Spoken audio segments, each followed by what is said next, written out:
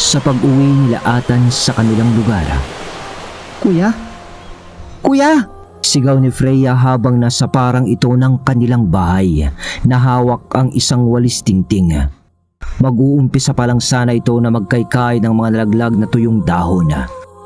Ngunit nabitawan niya na ito dahil sa sabik niyang makitang muli ang kanyang ama at Kuya Noriel.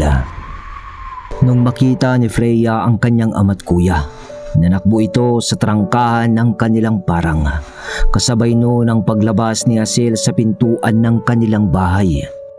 Lumabas din ito agad, ngunit nanatili lamang ito sa kanilang bakuran habang pinapanood ang kanyang babaeng anak na yakap ang kanyang kuya at tatay. Mangilid-ngilid noon ang luha ni Hazel na halos pumatak na sa kanyang pisngi ang luha nito. Ngunit pansin niya ang tatlong kasama ng mag-ama na kalalakihan. Nakikilala niya si Mang Bandong, ngunit bago sa kanyang paningin yung dalawa, si Maestro Muhan at Mulong. Hinagilap pa noon ni Hazel si Timot kasi ay alam niyang kasama nila Atan ito sa paglalayag, ngunit wala siyang makitang Timot. Matapos ang yakapan ng mga ito, lumapit na si Hazel. "Mahal? Anak?" Salita nito na may pinaghalong ligaya at kalungkutan sa kanyang muka.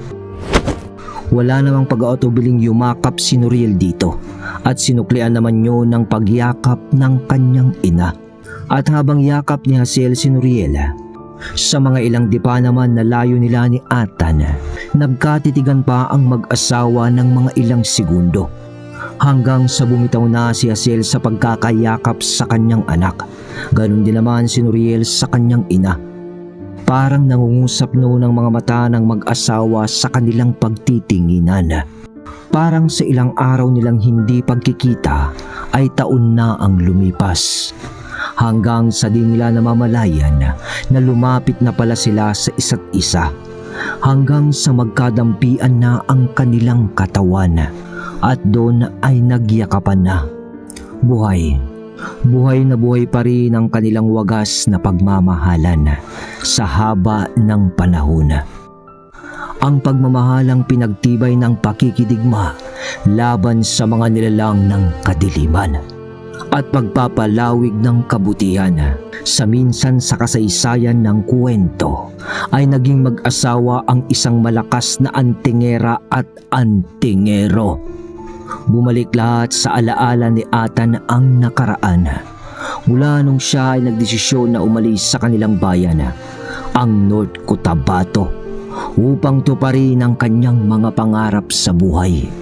At lahat ng yun, kahit na hindi nagawa sa paraan na gusto niya, sa awa ng may kapal ay natupad ang kanyang mga pangarap at sobra-sobra pa. Dahil nagkaroon pa nga siya ng pamilya at isang mabuting asawa na laging nakaagapay at nakakaintindi sa kanya. Sa kabila ng lahat din ng kanyang pagkukulang dahil wala naman talagang perpektong ama. Kaya't sa ngayon ay wala nang hinahangad pa si Atan kundi ang mabuhay na lamang ng tahimik kasama ang kanyang pamilya. Samantalang sa memorya naman tayo ni Hazel, habang nagyayakapan sila ni Atan ay naaalala niya nung mga araw na napulot ng kanyang ama at ng kaibigan nito ang kanya palang mapapangasawa ng tagapagmana ng 13 talim ng Balaraw na walang iba nga kundi si Nathaniel kasama ang bata pa noon na si Denden, ang tanging dalawang unang tao na nabuhay sa pagdaong ng barko ng mga aswang.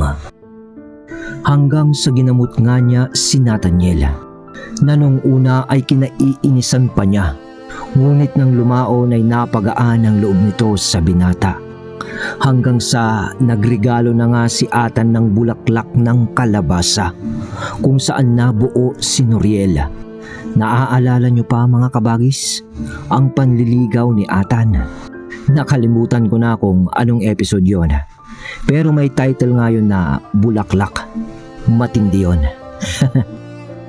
So balik nga tayo sa kasalukuyan na kwento. Sa pagyayakapan ng mag-asawa ng matagal Nagkakatingin-tinginan na lang si Mang Bandong, Mulong at Maestro Muhan at halos sabay pa na namumulang mga pisngi at napalunok ng laway. Parang alam niyo yung pakiramdam na nahihiya ka o nakukornihan sa mga nangyayari. Awkward kumbaga. At gaya nga ng dati, basag trip na naman si Mang Bandong.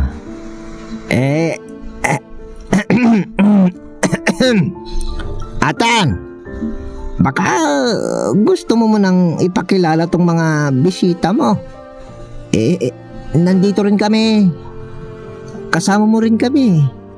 Medyo ipit pa na boses na may kasamang hiya na wika ni Mang Bandong. Napalingon na lang ang buong pamilya noon ni Atan at halos matawa naman kay Mang Bandong. Wala noon si Denden dahil nga sa nagtatrabaho na ito sa ibang bayan. At ang emosyonal na pagkikita ng pamilya ay napalitan na lamang ng ngiti dahil naman sa mga pasakalya ni Mang Bandong na wala sa hulog kung minsan. Atan, magpapaalam na ako. Dadaan na lang ako bukas sa napag-usapan nating oras. Uwi na rin ako sa bahay para mayakap ko din yung mga anak ko. Kaso, di malambing yung mga yun eh.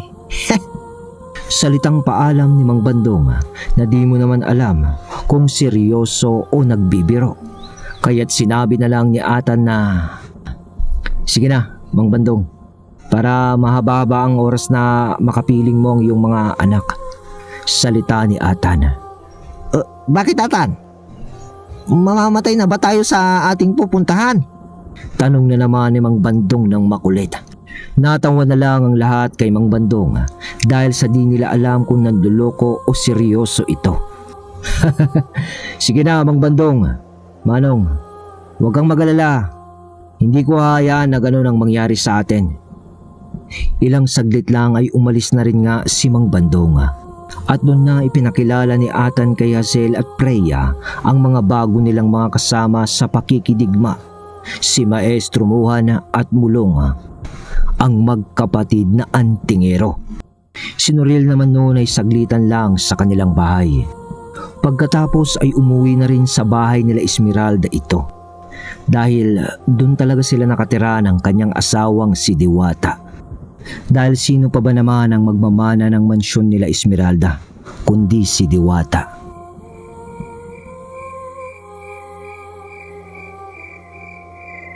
Pagsapit naman ng gabi, tahimik na ang lahat.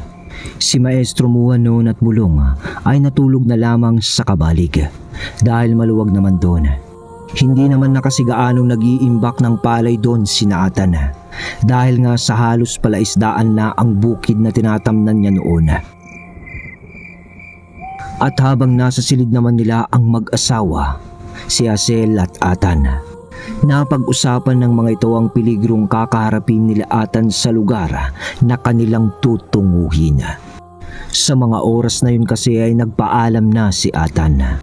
At alam na rin ni Hazel ang pagkawala o pagkamatay ni Timot. At ang kasangkapan na pumatay din dito ay ang 13 talim ng balaraw ni Atan. Mga ilang oras din noon ang pag-uusap ng mag-asawa. Payag si Hazel sa huling misyon ni Atan kasama si Noriel. Dahil patungkol nga ito sa pagwawaksi ng 13 talim. At ang mariin na hiling lang ni Hazel kay Atan ay ang umuwi lang sila ng buhay. Dahil di man halata ni Atan sa mukha ni Hazel nung pagdating nila kanina, ay labis-labis ang pasasalamat nito. Dahil sa makailang ulit ng digmaan na sinagupa ni Atan, ay umuwi pa rin ito ng buhay at buo. At mas lalo pa ang pag-aalala ngayon ni Hazel dahil nga sa dalawang lalaki na kanyang mahal sa buhay ang haharap na sa ngayon sa pakikipaglaban sa mga kampo ng kadiliman.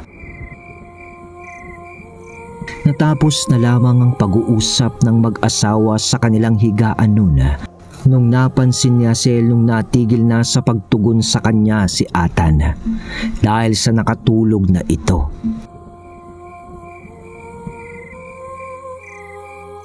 Lumipas ang gabi na yon At alas 5 pa lang ng umaga ay gising na si Atan para sa paggayak nila papuntang baybayin ng Romblon, kung saan hahanapin nila ang isla ng Subali upang bawiin ang 13 talim ng Balaraw.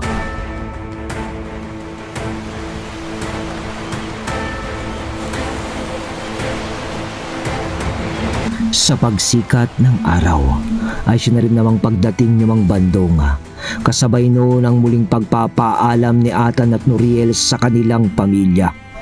At ang matinding balita galing kay Nuriel, buntis na rin si Diwata. Honeymoon baby nila ni Nuriel. Lalo tuloy na nadagdagan ang kaba ni Atan sa kanilang susuungin na laban. Parang ayaw na rin niyang pasamahin noon si Nuriel dahil nga sa magiging ama na rin ito.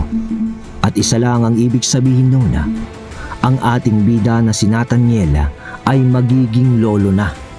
Patanda na si Atan, mga kabagis. Ngunit sa pagpigil ni Atan kay Nuriel, Tay, handa ako sa mangyayari. Hindi kita papayagang lumakad na hindi mo ako kasama. ayaw ko rin mawala na magiging lolo ang aking magiging anak, syempre. Rason ni Nuriel. Gusto pa sanang rumason noon ni Atan sa kanyang anak. Ngunit nakita niya sa mga mata nito na hindi siya papapigil. At nakikita niya pa rin ang sarili niya dito nung mga panahong nasa edad siya nito. Kaya't doon ay tuloy ang plano para sa paghabol nila sa 13 talim ng Balaraw. At ang unang hakbang ay ang paglalayag.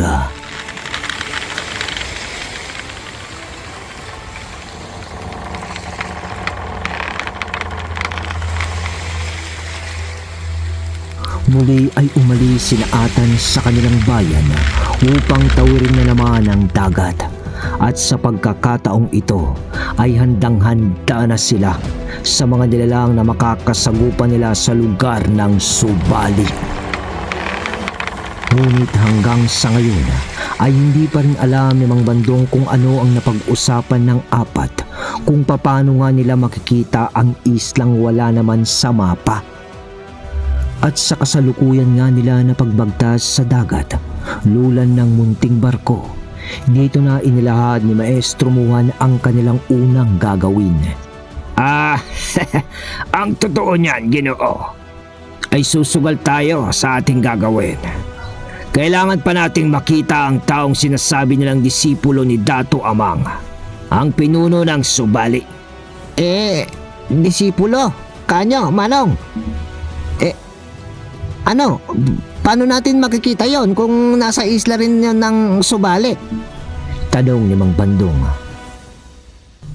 Manong, ayon sa impormasyon namin, wala na ho ito sa Subali at nagkaroon daw ito ng pamilya sa Romblon ng matagal ng panahon. Singit ni Mulong sa usapan. Ano? Matagal na? Matagal ng panahon, kamo? Di, ibig sabihin nun, baka patay na rin ang hinahanap nating tao. Patay na nga ho. Ano? Napangangan na lang si Mang Bandong sa tugon ni Mulong. May pamilya. May pamilyang iniwal ang tinutukoy naming tao o nilalang, Ginoo. At nagtatago sila sa apelyidong Magno sa Romblon. Ganun ba, Manong? Kahit maliit lang ang isla ng Romblon, kung apelyido o isang pamilya ang ating hahanapin, parang naghahanap din tayo ng isang uri lang ng kabibe sa isang malawak na dagat. Kaya't malayo ata sa suntok sa buwan ang gagawin nating ito. Napakagaling mo pala, Ginoo. Oo nga, kabibe nga ang hinahanap natin. Ano? Kabibe? Tanong nataka ni Mang Bandong. Oo, Ginoo. Yun ang dahilan kung bakit natin nahanapin ang pamilyang Magno. Dahil sila ang may hawak ng kuhol ng dagat, na kung tawagin ay mata ng dagat, o tinatawag din ng ibang mga antingero na mata ni Shiva. Mata ni Shiva? Oo, Ginoo. Dahil yun lang ang paraan para makita natin ang isla ng Subali. Kailangan natin ang mutya na yon. Isa yung kuhol ng dagat o kung kabibi man kung tawagin ng iba. Pero ang katangi-tangi dito ay ang nanigas na laman nito na nagkorting mata at naging bato na handog rin ng kalikasan o isang ang mutya. Madalang ang mutya na yon, hindi kagaya ng mga mutya na nasa lupa. Ito ay may iisang layunin lamang. Dahil kapag nahawakan ito ng isang antingero sa karagatan, ay makikita nito ang dimensyon sa kabilang dako ng kababalaghan. At yun lang ang naiisip namin na magkapatid, na yun ang gagamitin nating paraan para makitang muli ang barko o ang isla ng Subalik. Paliwanag ni Maestro Muhan. Datapwat man na hindi klaro kay Mang Bandong ang lahat, pinagkatiwala na lamang niya ang sitwasyon kay Atan. Dahil sa alam niyang hindi naman siya pababayaan ng kanyang kaibigan. At ang unang ruta nga nila ay marating ang pangpang ng Romblon upang hanapin ang pamilya o apelyidong Magno.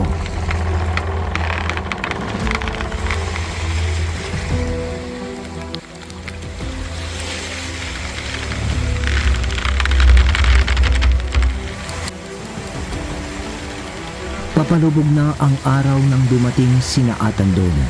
Pero bago pa man sila dumaong sa lugar, napag-usapan na ng 5 ang kanilang gagawin. Magpapaiwan si Nuriel at Mang Bandong sa barko para may kasama rin ito sa pagbabantay sa kanilang sasakyan. At sina Atan, Maestro Muhan at Bulong ang hahanap sa mutya na sinasabing mata ng dagat, kung sino man ang may hawak noon. Pero hindi naman talaga literal na maghahanap sina Atan dahil sa kasama niya nga sina Maestro Muhan. At ang unang hinanap lang nila Atan noon ay ang isang tahimik at makahoy na lugar. Nang marating nilang 3 ito, ay doon na rin nalaman ni Atan na hindi purong kanan pala ang mga tangan ni Maestro Muhan.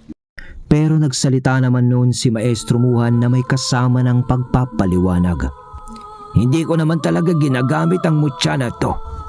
Ngunit kailangan ko itong gawin o gamitin sa ngayon upang magpalipad hangin sa pamamagitan ng kapangyarihan ng kadiliman, sabi ni Maestro Muhan.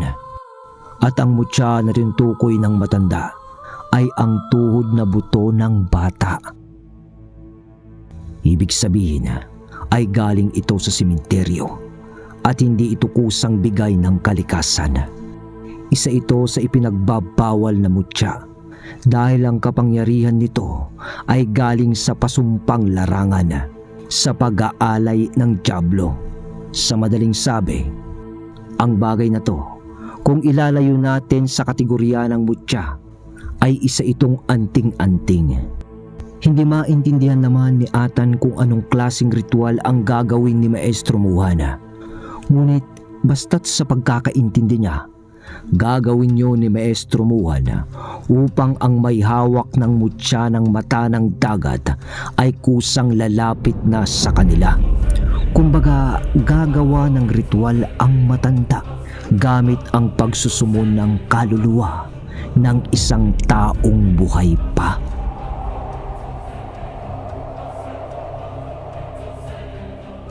Isang oras ang ritual na yun na ginawa ni Maestro Muhan. Hanggang sa bigla na lang natumba si Maestro Muhan sa pagkakaupo nito at nawalan ng malay. Pagkatapos ng huli niyang kumpas at sambit ng huling inkantasyon na kanyang isinagawa. Bulong, ang nangyari? Salita ni Atan sa sabay nilang pag-alalay sa pagkatumba ni Maestro Muhan. Hindi ko rin alam, Manong. Sagot ni Mulong. Pagkatapos ay, Kuya! Gising ni Mulong kay Maestro Muhan at ilang segundo lang naman sa pagmulat ng mata ni Maestro Muhan, sinambit niya ang salitang, Bata pa Nathaniel ang may hawak ng mata ng dagat. Nandyan na siya. Yon ang namutawing salita sa bibig ni Maestro Muhan. Sa pagtayo ni Maestro Muhan ay siya namang pagtayo ng 2 At habang sila ay nagmamasid sa paligid, papagabi na. Ngunit biglang itinaas ni Maestro Muhan ang kanyang kamay sa isang direksyon na sabay turo nito. Doon tayo, Nathaniel. Paglabas natin sa kakauyan na to, ay ang siyang daan kung saan darating ang batang may hawak ng mata ng dagat. Ganun ba, Maestro? Kung ganun, tara na. Simpleng sagot ni Atan.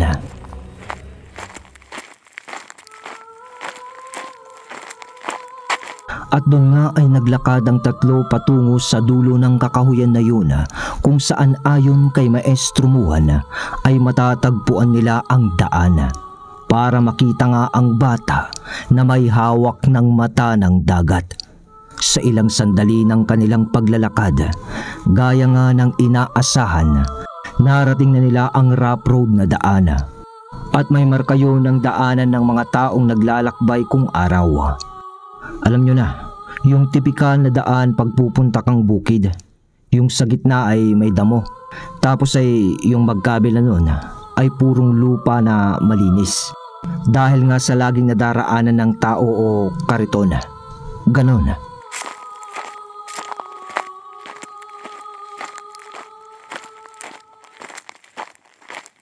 Mula nga sa paglabas nila sa kakahuyan ay siya namang pagturo ulit ni Maestro Muhan sa kaliwang bahagi at yun ang kanilang babagtasin ayon na rin sa kanya.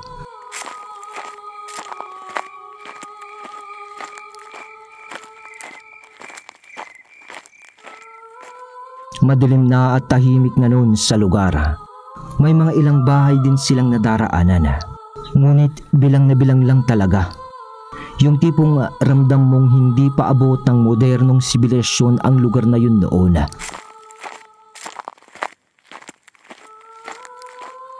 At sa pagpapatuloy nga nila sa kanilang paglalakad, wala pa rin silang nararamdaman.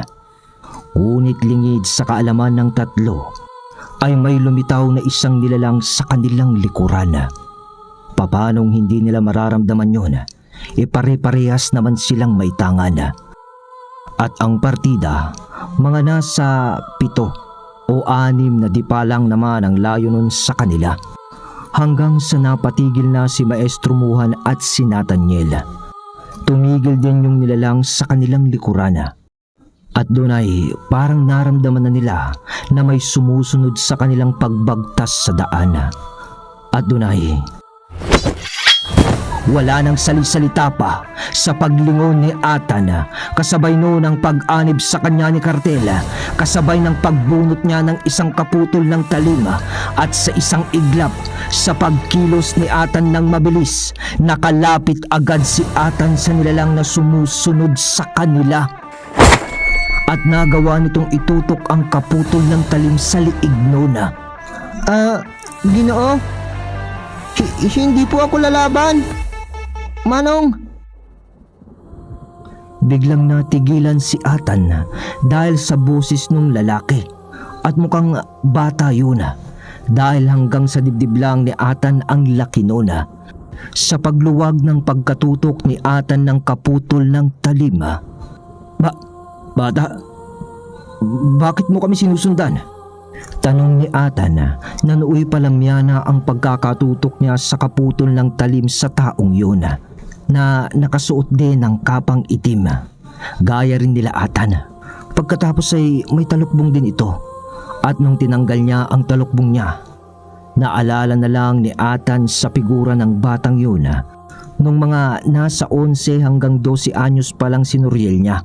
Kaya tuluyan niya nang ibinabanon ang kanyang hawak na patalim. Dahil nga sino ba naman ang papatol sa bata? Sa mga kaganapang yun ay siya namang paglapit nila Maestro Muhan at Mulong. Sabay sabi ni Maestro Muhan ng, Ang batang yan ang tinutukoy ko, Atan.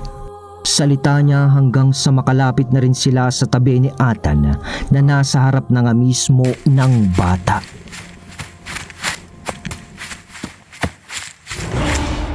Pero doon naman ay lumitaw na noon ang ilan pang kalalakihan mula sa kabilang bahagi ng kalsada, mula sa kakahuyan din, Nasa 4 ang bilang ng mga kalalakihan na yun at may mga hawak ang mga ito na kanya-kanyang sundang at mukhang nasa magkakaibang edad ang mga ito. May isang di gaanong matanda na halos kasing edad lang ni Atan at yung 3 ay halos kasing edad na rin ni Nuriel o ni Mulong. Ninya, akala ko ba mababait ang mga yan? Mga Ginoo, pasensya na kayo at hindi namin agad nakilala ang anak ko. Anak ko ang batang kaharap nyo. Anong kailangan nyo sa kanya? Nasabi na sa akin ni Ninyo na may nagpalipad hangin sa kanya gamit ang isang larangan na gamit ng kaliwa. Pero sinabihan niya kami na mababait kayo sa kanyang paningin. Pero bakit tinutukan ng kasama mong anak ko ng patalim? Singit na salita na ang mapala ng bata. Kung hindi nyo na itatanong, ang pangalan ng lalaking ito ay Godofredo, ang ama ni Ninyo. Pasensya na, kaibigan. Nabigla lang ako. Siguro ay naiintindihan mo naman na pinoprotektahan lang namin ang aming mga sarili. Sagot naman ni Atan. Nang biglang sumingit naman yung isa sa mga binatilyo na kasama nun. Baka ba sasamang tao ang mga tutay? Hindi dapat tayo magtiwala. Salita nun napapahigpit pa ang pagkakahawak sa sundang. Nang sumingit na rin yung bata sa usapan. Tay, kuya, huwag kayong mag-alala. Nakikita ko ang kulay ng kanilang mga presensya. At nasisigurado ko kung kahit may gamit pang kaliwang bagay ang mga to, mapagkakatiwalaan natin sila. Natatanaw ko na sila mula sa aking mga mata bago sila dumating dito. Salita ng bata. At dahil sa sinabi niyang yun, biglang kumalma ang tensyon sa magkabilang panig na grupo. Kaya't sinimulan ng talakayin ni Maestro Muhan ang rason o bagay kung bakit sila naparoon sa lugar. Mawalang galang na mga Ginoo. Kung hindi ako nagkakamali, ay kayo na nga ang pamilya Magno. Hindi ba? Napatango naman noon ang batang si Ninyo sa tanong na yun ni Maestro Muhan. Kaya't nagpatuloy na ito sa pagpapaliwanag. Ako ang nagpalipad hangin sa iyo upang ikaw ay gisingin o ang iyong tangan. Sa makatuwid, gusto lang naman namin na makita ka sa lalong madaling panahon dahil sa nag-aapura kami sa aming lakad. At di na ako magpapaligoy-ligoy pa, iho. Nais ka sana naming isama sa aming paglalayag dahil sa iyong angking kakayahan para sa isang misyon. Direktang paliwanag ng matanda. Anong misyon, tanda? Hindi naman namin pwedeng basta-basta na lang kayo susulpot dito sa aming lugar at sabihin sa anak ko na sasama sa inyo. Ilang minuto pa lamang na tayo nagkakakilala. Paano namin kayo mapagkakatiwalaan?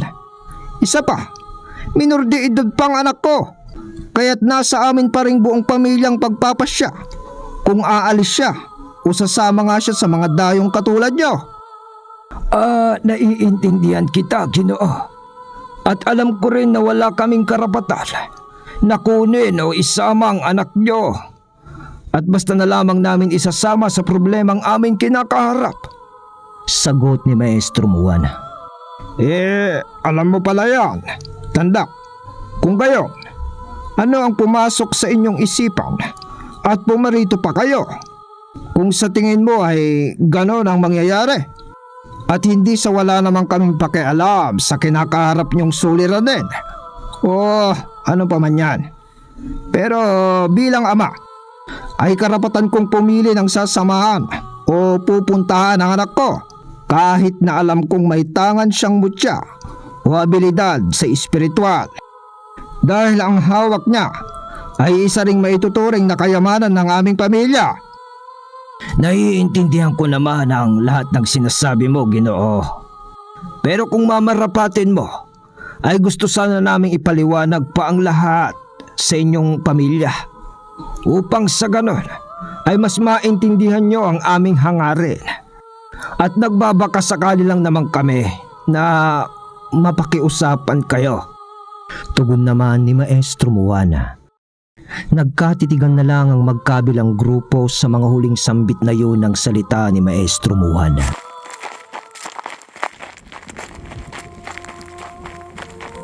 Sa huli ay inaya ng buong pamilyang Magno ang tatlo sa pamamahay ng mga ito upang sila ay bisitahin o pagsilbihan, gaya nga ng nakaugalian natin.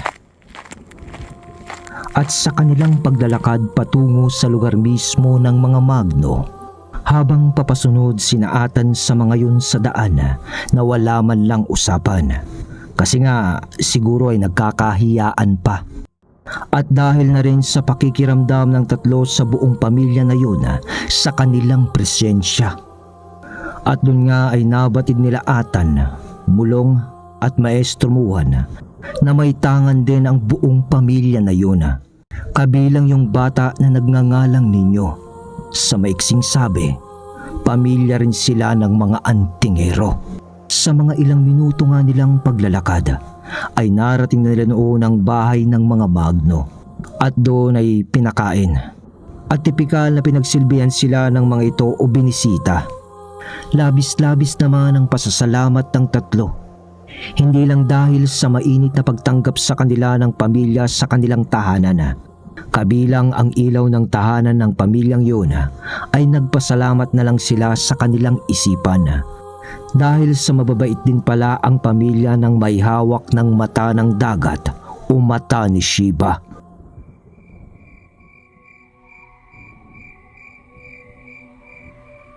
Nang gabi nga na yun, habang nakain sinaatan sa bahay nga ng mga Magno, ay tinalakay na nila ang tungkol sa isla ng Subali at kung ano ang kanilang tungkulin na gagampanan sa misyon nilang gagawin. Hindi pa naman interesado ang buong pamilya ng Magno noon sa usapan. Ngunit nang nabanggit na nila Atan ng Subali at ng namumuno sa lugar na si Amang Dato, ay nagkaroon na sila ng interes sa kung anong magaganap nga. Lalo na nung narinig nila ang 13 talim ng balaraw sa pupuntahan nga nila Atan.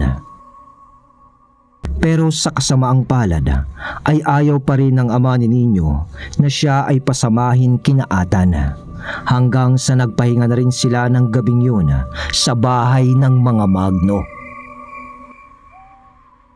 Nang pagsapit ng umaga, muli nang bumalik sina Atan sa barko ni Mang Bandong na noon ay kasama naman nga ni Nuriel. At sa pagbungad nila sa dalampasigan, Nuriel! Nuriel, iho! Andyan ang tatay mo! Sigaw pa ni Mang Bandong. At sa pagtanaw ni Nuriel, una niyang namataan nga ang tatay niya na napagitnaan ni Mulong at Maestro Juan sa paglalakad papalapit sa kanila. Ngunit napakunot naman si Mang Bandong sa pagtataka dahil may kasamang bata sina Atan at 4 pang lalaki sa likod ng mga ito. Tama kayo sa inyong narinig mga kabagis, dahil kinaumagahan pala ay pumayag na ang pamilyang Magno na sumama sa kanila si Ninyo, ang batang may tangan o nagmana sa ninuno ng pamilya Magno ng mata ng dagat. Ngunit hindi lang yun, dahil hindi naman papayag ang ama nun na pasamahin ang kanyang anak na wala sila at mga antingero din gaya niya, kaya't sumama na rin silang lahat sa paglalayag papuntang isla ng Subali upang tulungan sina Atan.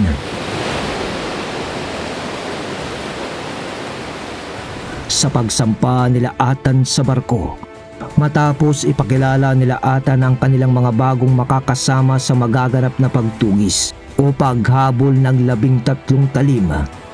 Mang Bandong, Manog, sa isla na tayo ng Subali.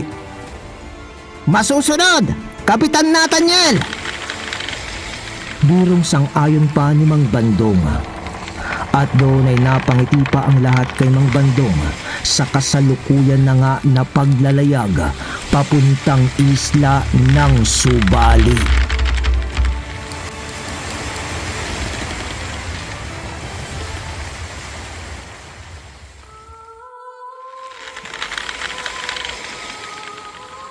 Maaga pa nung sinimulan nila Atan ang paglalayag. Ngunit pagsapit ng tanghali, tirik na noon ang araw sa kalagitnaan ng dagat.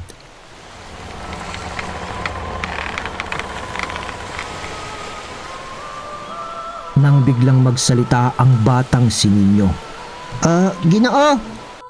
Nandito na tayo sa isla. Anong ibig mong sabihin?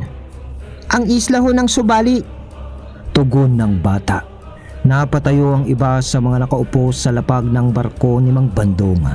Pati si Mang Bandong ay napalingon na rin habang nakamasid din sa dagat. Pagkatapos noon, lahat ay napalingon ulit sa dagat na tila ba sinisipat kung nasaan ang isla ng Subali na sinasambit nito. Pero wala naman silang makitang isla na malapit sa kanila. Hindi nyo makikita ang islang yan ng ganyan lang. Dahil nasa dimensyon na nila tayo. Pero hindi pa natin nababasag ang sabulag mismo sa ating mga mata na siyang lumilin lang sa inyong mga paningin. Paliwanag ni Ninyo sabay lingon sa ama nito. Pagkatapos ay nagkatanguan sila na parang alam nila ang dapat nilang gawin sa pagkakataong iyon. Anong gagawin natin? Tanong ni Mang Bandong. Hihiga tayo. Hihiga tayong lahat. Ano? Tanghaling tapat may hihiga tayo? Matutulog na ba tayo? Pilosopong sagot ni Mang Bandong. Manong, sundin na lang natin ang payo nila. Sige na. Salita naman ni Atan, sabay tanguhan nila ni Nuriel kasama ang magkapatid. At doon nga ay nahiga ang lahat sa lapag ng barko.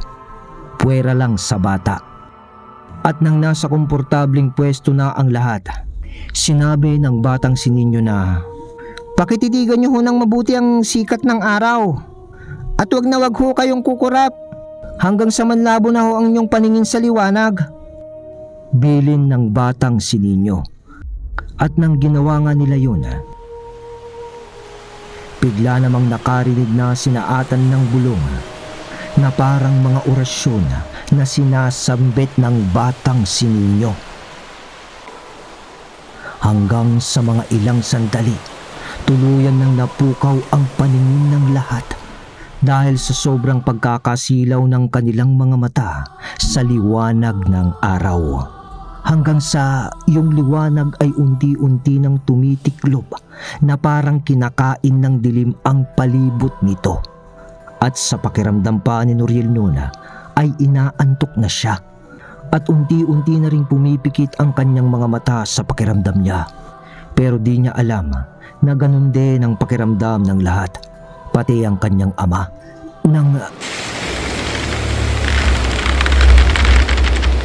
Bigla na lang sumalpok ang isang alon sa kanilang barko. At doon ay nabigla ang lahat na para bang nagising sa kanilang ulirat. At nagulat na lamang sila dahil sa tiningala nilang sikat ng araw ay naging isang bilog na buwan na ito. At madilim na rin ang paligid. Agaran na nagsitayo ang lahat mula sa pagkakahiga.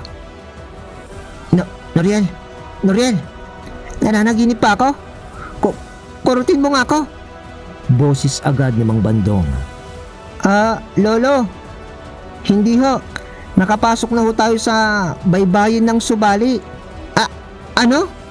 Napalingon noon ang lahat sa karagatan sa sinabing yun ni Ninyo. Sabay komento pa ni Mang Bandong ng, bata, hindi pa ako lolo ha? Pagtutuwid nito sa bata. Pero di na rin pinansin ng lahat si Mang Bandong dahil sa nakatuon ang lahat sa pagsipat sa isla.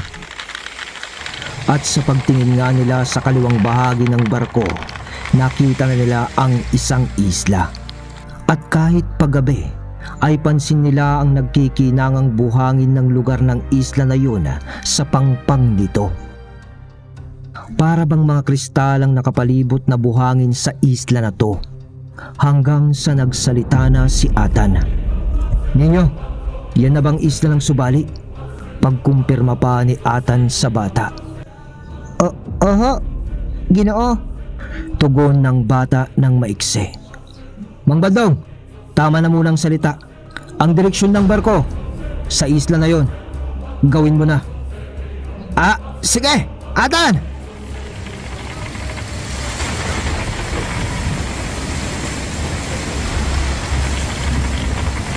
Sa hudyat ni Atan, sa ginawa ni Mang Bandong, ay nag-iba na ang direksyon ng barko at yun ay upang dumaong sa pangpang ng Subali.